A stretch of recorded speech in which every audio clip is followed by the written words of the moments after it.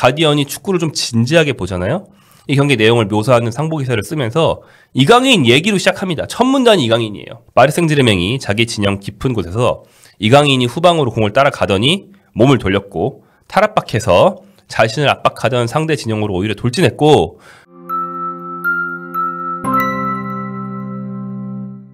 이강인이 왜 필요한지 보여주려면 필요한 준비물은 뭘까요? 당연히 이강인 본인의 실력입니다. 바르셀로나 상대로 맹활약한 이강인, 빅매치 역전승의 주인공으로 활약했는데요. 왜 주인공인지 함께 보시죠. 자, 2일 오전 4시 열린 경기였습니다. 스페인 바르셀로나 올림픽골 루이스 꼼파니스, 임시 홈구장이죠. 바르셀로나가 이제 캄노우를 떠나서 임시 홈구장 쓰고 있는데요. 캄노우 공사가 지연돼서요.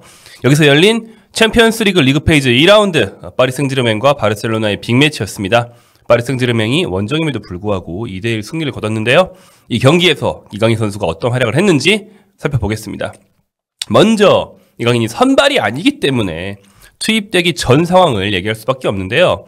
이 두 팀 모두 주축 공격수가 빠지거나 벤치에서 시작해서 사실 100% 대 100%로 붙은 경기는 아니었다. 바르셀로나는 3총사 중에서 야말만 선발로 나왔고요. 하피안 결장, 레반도프스키는 교체 출장했습니다. 파리 생제르맹은 덴벨레, 크바라첼리아, 두에, 이 지난 시즌 트래블 주역 3인방이 전원 결장했어요. 그래서 브래들리 바르콜라 그리고 마율루 은바예라는 상당히 약해 보이는 3톱을 기용했습니다. 바르셀로나가 페란 토레스의 선제골로 앞서가고 파리 생제르맹이 마율루의 동점골로 추격을 하면서 두 팀 모두 비주얼 선수들이 득점을 하면서 이제 1대1이 됐는데요. 그렇게 바르셀로나의 근소한 우세, 파리 생제르맹 공격진의 파기력 부족으로 경기가 진행이 되고 있었다. 그런데 이강인 투입으로 변화가 일어납니다. 이강인이 막판 10분 정도 뛰었거든요. 80분에 들어갔어요. 근데 보시면 이강인 투입 전에 파리 생제르맹이 경기력이 괜찮았음에도 불구하고 슛 횟수에서 11대 12로 밀려 있었다. 제가 띄워드리는 자막은 바르셀로나가 홈팀이기 때문에 앞에 있습니다. 그런데 이강인 투입 후 바르셀로나는 슛이 없고 파리 생제르맹은 4회가 있었다. 확실한 의미가 있죠. 유효슛 어땠는가? 이강인 투입 전에 3회 대 5회였는데 이강인 투입 후에 0회 대 2회로 원래도 파리 생제르맹이 그 어떤 경기력에서 슛 횟수만 적지 효율이 좋은 그런 경기 운영을 하고 있었지만 득점을 못하고 있었다. 이강인 투입 후에는 0회 대 2회였고 그 중에 한 골이 또 나면서 더욱더 효율 높은 경기를 했고 마무리를 할 수 있었다. 자, 그럼 이강인의 스탯은 어땠을까요? 자, 슛 1번, 골대를 맞췄고요. 볼터치 15회, 패스가 12개 중에 11개 성공으로 92%, 기회 창출 2회, 드리블 1개. 딱 봐도 슛 1 더하기 기회 창출 2니까 직접 만든 슛이 3개죠? 이강인의 패스를 받은 아슈라프 하키미, 누누 멘데스의 슛이 기회 창출로 기록이 됐습니다. 그런데 스탯으로 기록되지 않은 나머지 1개 슛이 더욱 결정적이었다. 일단 슛 상황부터 보면요. 후반 38분입니다. 좁은 공간에서 이강인이 자기 힘으로 이제 그 특유의 상체 페인팅과 좁은 공간에서의 섬세한 볼터치로 빠르게 탈압박 및 드리블 전진을 하면서 상대 견제에서 빠져나왔고 슛을 날렸습니다. 그러면서 쿠바르시, 더용, 발데 이 화려한 3명의 미드필더 및 수비수들이 막는 가운데 이들을 다 털고 왼발 슛을 날렸는데 골대를 강타했다. 여기서 나온 게 바로 이번 경기의 명장면인 축신짤입니다. 축구를 정말 잘하는 사람들만 만들 수 있다는 대표적인 사례로 이니에스타가 있죠. 축신짤이 나왔는데 이게 그냥 순간 포착으로 억지로 만든 게 아니고 실제로 이 상황에서 이강인을 이 많은 선수들이 견제하고 있었고 슛이 골대까지 맞았다 이거예요. 더욱 결정적인 상황은 후반 45분 정규시간 종료 직전입니다. 이강인의 탈압박에서 득점이 시작이 됐는데요. 이강인이 자기 지형으로 깊숙이 내려가서 탈압박을 합니다. 그래서 이제 상대의 압박을 빠져나가가지고 공을 전진시켜요. 그게 앞으로 가는 패스, 원터치 연결로 비티니아에게. 비티니아가 오른쪽으로 전개하고 하키미가 굉장히 프리한 상태에서 땅볼 크로스. 이것을 하무스가 마무리하면서 결국 역전골이 완성됩니다. 자, 단순히 패스 연결 과정에서 잠깐 개입, 한번 공 건드렸다고 해서 기점 패스 이렇게 제가 오버하는 게 아니에요. 진짜로 이 득점 과정에서 굉장히 중요한 비중을 차지하는 플레이였습니다. 왜냐면 이강인 선수가 자기 지형 탈압박을 할 때 탈압박을 좀 길게 한다는 게 뺏을 수 있을 것 같잖아요. 그래서 상대 선수가 3명이나 달려들었어요. 특히 상대 센터백 쿠바르시가 굉장히 높이 올라와서 이강인을 압박합니다. 근데 이강인이 빠져나가가지고 공을 전개를 하니까 실패했잖아요. 쿠바르시가 자기 자리를 비웠잖아요. 그래서 허겁지겁 돌아갑니다. 그래서 사실 돌아가기 전에 쿠바르시가 못 뺐을 것 같으니까 이거 공 빠져나가면 큰일 나잖아요. 그래서 이강인을 손으로 밀기도 했어요. 그래서 이강인이 휙 넘어지면서 이제 파울 획득만 하면은 사실은 쿠바르시 뜻대로 되는 건데 이강인이 안 밀리고 이렇게 빠져나갑니다. 유연하게. 이것도 굉장히 중요했어요. 그러면서 쿠바르시는 허겁지겁 자기 진영으로 돌아왔고요.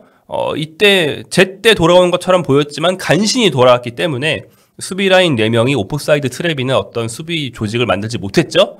그래서 정말 간발의 차이로 오프사이드를 피해 하키미의 땅볼 크로스를 하무스가 골로 마무리할 수 있었습니다. 이렇게 이강인의 탈압박은 정말 엄청난 비중을 차지했다. 이강인의 이 결정적인 탈압박이 하이라이트에 안 나옵니다. 스포티비가 이제 국내 중계사잖아요. 거기 하이라이트도 확인해 봤는데 하이라이트 시작되기 2초 전 이강인이 탈압박하고 나서 비티냐 패스부터 하이라이트가 시작돼요. 근데 진짜 중요한 건 다시 말씀드리지만 이강인의 그 전 탈압박이다. 그래서 풀 영상을 보셔야 느낄 수 있는 진짜로 중요한 기여를 했습니다. 이 상황에 대해서 저만 이렇게 보는 게 아니에요. 외신의 반응 하나를 가져와 봤는데 구글에 그냥 이강인 이제 뭐 파리 생제르맹 바르셀로나 경기 이렇게 쳐보니까 굉장히 일찍 뜨는 것 중에 하나가 가디언의 상보였습니다. 가디언이 축구를 좀 진지하게 보잖아요. 이 경기 내용을 묘사하는 상보 기사를 쓰면서 이강인 얘기로 시작합니다. 첫 문단이 이강인이에요. 제가 간단하게 읽어보겠습니다. 자, 이 경기의 마지막 골이 나오는 과정은 경기 전체를 잘 요약해서 보여준다. 파리 생제르맹이 자기 진영 깊은 곳에서 이강인이 후방으로 공을 따라가더니 몸을 돌렸고 탈압박해서 자신을 압박하던 상대 진영으로 오히려 돌진했고 이 공격이 바르셀로나 문전에서 곤살로 하무스가 밀어넣은 공으로 마무리됐다. 이렇게 아예 기사를 이렇게 시작을 하고 있어요. 예. 그러니까 이게 경기의 제일 중요한 장면이라 이거죠. 경기 전체를 요약해서 보여주는 한 장면이다.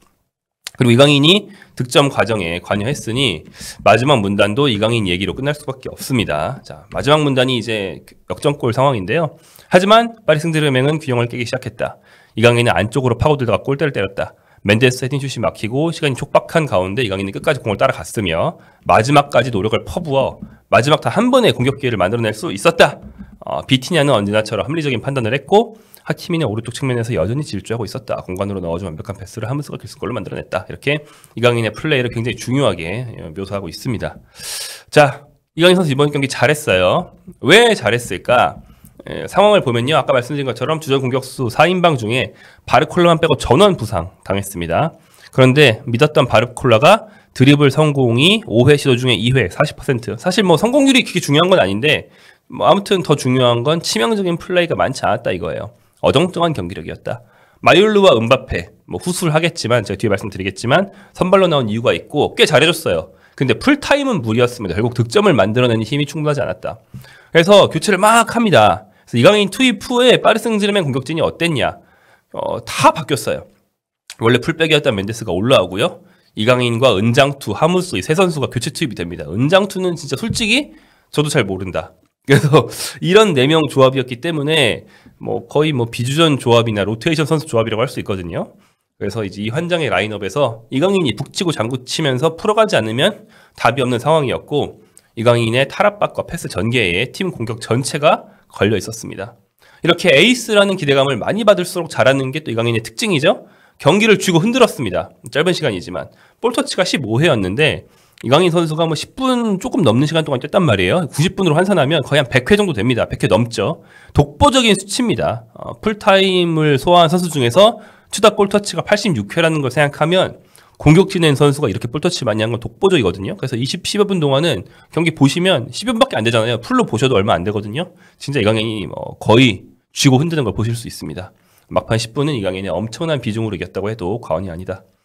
자, 그렇다면 이렇게 이강인이 잘한 점 쭉 말씀드렸는데 유일한 아쉬움이 있죠. 교체 출장에서 정말 잘했다? 선발로 쓰지 그랬냐? 이게 유일한 아쉬움이거든요. 심지어 공격 3인방뿐 아니라 미드필더 주앙 네베스도 못 나왔는데 중원에 자이르 에메리가 나왔어요. 그러면서 이강인이 뛸 수 있었던 가짜 9번, 윙어, 중미 세 자리 모두 다른 선수들이 나오고 말았다. 주전 선수들이 사실 줄부상 당한 좀 됐습니다. 뭐 저희 기사로도 보셨을 것이고 지난 A매치데이에서 프랑스 대표 덴벨레 두에가 동반 부상을 당하고 돌아오면서 그 뒤로 이강인이 정말 많이 뛸 거라고 생각했거든요. 근데 실제로는 뭐 조금 뛴 건 아니에요. 분명히 꽤 뛰었어요. 선발 투입 2회, 교체 투입 3회 다 전경기 뛰었고 그중에 선발 2번이니까 전보단 나아요. 하지만 솔직히 제 기대는 못 미친다. 좀 어정쩡하다. 선발이 너댓 번일 줄 알았다. 가벼운 부상도 있었지만 그래도 서너 번일 줄 알았는데 선발 2회 조금 어정쩡하다. 이렇게 좀 제가 출장 시간에 아쉬움이 있습니다. 자, 그렇다면 이번 빅매치에 이강인 선발이 아니었던 이유, 이것을 이제 본다면 전술적인 이유와 팀 경영 차원의 이유 두 가지를 볼 수 있는데요. 일단 경영 차원에서는 유망주 육성 프로젝트가 있습니다. 이강인 대신 뛸 선수, 스트라이커의 19세 세니 마율루, 윙어의 17세 이브라힘이 은바예가 선발 출격했습니다. 현재 파리 생제르맹 1군에 이미 프랑스 대표가 굉장히 많고 특히 공격진에 덴벨레, 두에, 바르콜라가 프랑스 대표 조합이죠. 근데 이 3명 공통점은 4원 선수들입니다. 그렇다면 앞으로는 키운 프랑스 국적 선수들까지 주전들과 조화를 이루게 하겠다라는 게 지금 파리 생제르맹 경영 방침이에요. 뭐 사실 바이에른 뮌헨도 선수 키우기 열심히 하고 있고 전 세계 팀들이 다 이렇긴 합니다. 특히 이 중에 가장 중점적으로 육성한 선수가 마율루죠. 마율루는 원래 중미 유망주예요. 근데 윙어 최전방 가짜 9번 정말 다용도로 쓰고 있고요. 중미 윙어 가짜 9번을 다 소화하는 선수? 어디서 본 것 같은데? 이강인이잖아. 소화하는 포지션이 똑같아요. 그러면서 최대 경쟁적으로 밑에서 치고 올라가고 있다. 이강인이 더 비중 높은 선수들을 따라가는, 위로 올라가는 입장인데 밑에서 치고 올라온 선수까지 한 명 나왔습니다. 그래서 보시면 이번 시즌 선발 출장 횟수가 똑같다. 물론 교체 투입을 이강인이 훨씬 많이 됐고 그래가지고 이강인이 조금 더 아직은 비중이 높다라고 말할 수 있지만 마율루가 치고 올라오고 있는 건 확실하다. 지금 골과 도움을 합쳐서 보면 이강인 선수가 한 골, 마율루가 1골 1도움입니다. 자, 그런데 왜 이강인이 아닌 마율루와 은바예를 이번 경기에 넣었는지 전술적인 요인을 좀 보자면요. 파리 생제르맹이 앞장서서 조금 선도하고 있는 축구 선수의 트렌드죠. 저는 이것을 미식 축구화라고 부릅니다. 제가 사적인 자리에서 늘 이렇게 부르는데 굉장히 축구가 미식 축구적으로 앞으로 일단 질러놓고 땅 따먹기 하기, 그 다음에 스피드 중심, 피지컬 중심 이 두 가지가 굉장히 강해지고 있다. 일단 빠르고 강해야 한다는 게 첫 번째 조건이고 뭐 미식 축구처럼 몸싸움을 막 붙잡고 늘어지고 이럴 필요 없기 때문에 상체 운동은 안 해도 되잖아요. 그래서 스피드와 기동력 이게 엄청나게 중요합니다. 특히 파리 생제르맹에서는요. 근데 마율루와 은바예는 기동력이 중심인 선수들이에요. 쉽게 말하면. 그래서 이들의 공격 파괴력, 뭐 공을 잡았을 때 드리블 능력이나 뭐 슛, 패스 이런 건 당연히 주전들보다 훨씬 떨어집니다. 근데 바르셀로나 상대로 강한 전방 압박은 덴벨레, 두에랑 똑같이 걸 수 있더라고요. 덴벨레가 발롱도르를 탈 정도로 떴던 게 물론 득점 어시스트도 있지만 그 특유의 압박이잖아요. 상대가 공 잡으면은 막 이렇게 무슨 고양이과 맹수처럼 보고 있다가 훅 가지고 막 압박 팍 하고 덴벨레가 이걸로 엄청 히트를 쳤잖아요. 이거를 은바예랑 마율루가 거의 똑같이 재현을 할 수 있다. 그래서 이들을 선발로 썼다고 볼 수 있고요. 이런 압박이 성공했기 때문에 원정임에도 불구하고 경기력에서 엄대엄 거의 50대 50 정도의 싸움을 할 수 있었고 무려 바르셀로나 상대로 점유율과 패스 횟수에서 우위를 가질 수 있었습니다. 다시 한번 마율루가 어떤 선수인지 좀 장점을 요약해보면 이강인이랑 거의 반대입니다. 이강인의 창의성, 마율루의 기동성. 이강인의 킥력, 마율루의 전술 수행 능력이라고 할까요? 이강인의 좀 정적인 자리에서 상대 압박이 오면 벗겨내는 볼키핑, 마율루의 전진 드리블. 이강인은 템포를 조절하는 성향, 마율루는 템포를 푸시하는 성향. 상당히 달라요. 이렇기 때문에 현재 정업적인 능력치는 당연히 이강인이 마율루보다 훨씬 위죠. 축구 게임식으로 말하면 이강인 능력치가 마율루보다 몇십 높을 거예요. 하지만 엘리케는 마율루를 선호하는 면이 좀 있다. 이강인 선수도 최대한 성실하게 전방 압박을 체득하려고 노력을 하고 있습니다. 하지만 일단 타고난 피지컬이 엄청 빠르진 않잖아요. 충분히 많이 늘렸지만 엄청나게 빨라질 수는 없다. 그 다음에 어린 시절부터 몸에 밴 그 플레이메이커식 운영. 일단 잡고 자신에게 압박을 끌어들인 다음에 동료들에게 이제 패스를 뿌리는 이런 운영을 완전히 버릴 수는 없어요. 또 완전히 버려서도 안 되죠. 그럼 이강인이 아니잖아요. 장점이 없어진 이강인이 될 수 없잖아요. 결국에는 파리 생제르맹에서는 이 팀의 전술 성향에 100% 맞을 수는 없다. 그래서 이번 경기처럼 개인 기량으로 승부를 뒤집는 역할이 조커라는 거잖아요. 또는 로테이션 멤버가 앞으로도 유력하다. 전술적으로 볼 때 또 그렇다라는 걸 이번 경기에서 잘했음에도 불구하고 조금 확인한 면이 있습니다. 근데 또 달리 보면 이번 경기에서는 가치가 굉장히 큰 그런 장면들을 많이 만들어냈어요. 뭐냐? 이강인 선수가 사실 한동안 이 템포 빠른 팀플레이에 적응하려고 팀플레이만 신경 쓰다가 번뜩이는 모습이 잘 보이지 않았어요. 사실 지난 시즌 파리 생제르맹이 지금 같은 전술을 도입한 뒤에 이강인 선수 출전 시간만 줄어든 게 아니고 가끔 뛸 때도 보면 그냥 팀플레이만 열심히 하다가 빠지고 이럴 때 좀 많았거든요. 근데 이번 시즌 초반에는 본인이 좀 이를 갈고 나왔는지 확실히 직접 자기 개인 기량으로 승부를 결정짓는 모습 보여주고 있다. 앞서서 슈퍼컵에서 웨파 슈퍼컵에서 이강인 선수가 직접 질 뻔한 위기에서 역전승을 거둘 때 본인의 득점으로 팀의 승리를 이끌어내는 무승부 후의 승부차기지만 그런 모습 봤죠.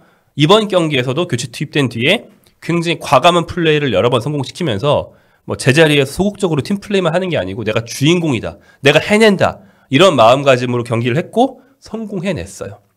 이렇게 템포를 올려줄 수 있는 이강인의 탈압박. 그러니까 탈압박이라는 게 이강인 선수가 템포가 느린 선수인 것처럼 제가 얘기했지만 탈압박이 성공만 한다면 템포를 정말 많이 올릴 수 있습니다.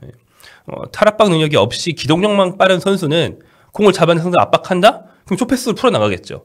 하지만 이강인은 상대를 직접 버티고 올라갈 수 있기 때문에 성공만 한다면 그리고 나서 발빠른 동료에게 주는 스루패스는 위력이 배가 되거든요. 그래서 사실은 본인이 파기력을 더욱 끌어올리기만 한다면 전술이 뭐든 아무튼 잘한 선수는 쓸 수밖에 없다라는 게 이제 요점입니다. 그래서 결국에 더 날카로워진다면 이강인 선수는 이 팀에서도 쓰임을 충분히 인정받을 수 있다. 지금도 쓰임이 있지만 더 큰 쓰임을 인정받을 수 있다. 애초에 실력 자체가 뛰어나기 때문에 그럴 가능성은 충분히 있다. 이것을 또 확인한 경기였습니다. 사실 이강인 선수가 요즘 충분히 많이 뛰지 못하고 있기 때문에 저를 비롯한 한국의 축구 팬들이 다 아쉬워하시는 걸로 알고 있는데 분명히 나올 때마다 보여주는 조짐은 괜찮거든요. 그래서 이게 팀 내에서의 입지 확대로 이어질지 어떤 식으로 될지 모르겠지만 일단 확실한 건 바르셀로나전에서 하이라이트만 봐서는 이강인이 제일 잘한 장면이 나오지 않는다. 근데 하이라이트가 아닌 조금 더 긴 영상을 보셨을 때는 파우 쿠바르시가 이강인을 막으러 올라갔다가 얘한테 공을 뺏을 수 없네? 얘는 공을 뺏을 수 없는 애잖아? 이러면서 허겁지겁 돌아가다가 실점하는 모습 보실 수 있을 것이다. 이게 오늘의 요점이라고 할 수 있겠습니다.